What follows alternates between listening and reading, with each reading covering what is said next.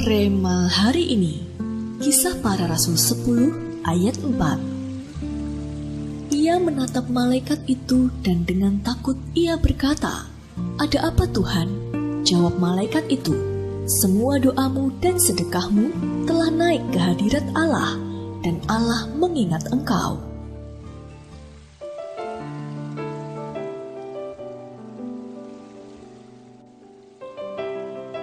Sebuah tragedi kebakaran membuat sepasang suami istri pemulung terpisah dengan Nori, anjing kesayangan mereka.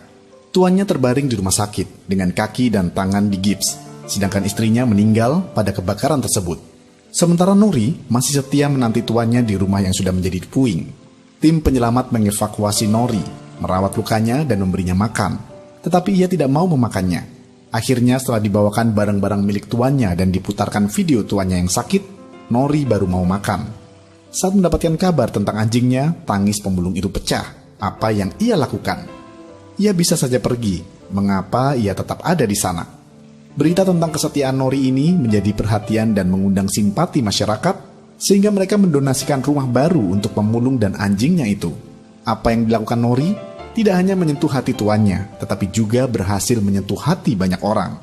Kisah tersebut mengingatkan pada seorang pria di Alkitab yang hidupnya diingat oleh Tuhan, yaitu Cornelius. Cornelius adalah seorang yang saleh serta takut akan Allah, dan ia memberi banyak sedekah kepada umat Yahudi dan senantiasa berdoa kepada Allah. Apa yang sudah dikerjakan Cornelius di dalam hidupnya bukan hanya diingat Tuhan, tetapi juga membuat hati Tuhan tersentuh. Itu sebabnya ketika Cornelius berdoa, datanglah seorang malaikat yang mengatakan bahwa semua doanya dan sedekahnya telah naik ke hadirat Allah, dan Allah mengingatnya. Singkat cerita, Cornelius dan seluruh keluarganya menerima karunia Roh Kudus melalui pelayanan Rasul Paulus.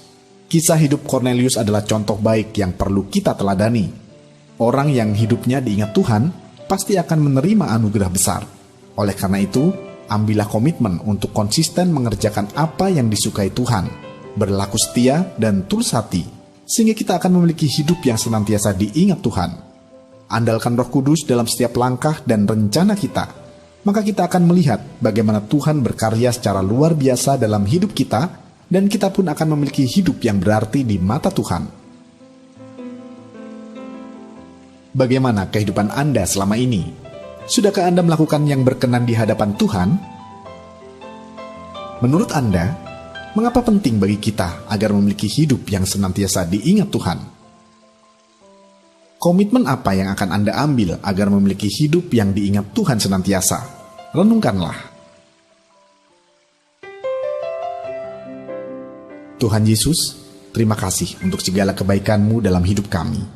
Ajar kami agar senantiasa konsisten mengutamakan dan menyenangkan Engkau dalam setiap langkah kami, sehingga hidup kami berkenan dan senantiasa Engkau ingat. Di dalam nama Tuhan Yesus kami berdoa. Amin. Milikilah hidup yang senantiasa diingat Tuhan.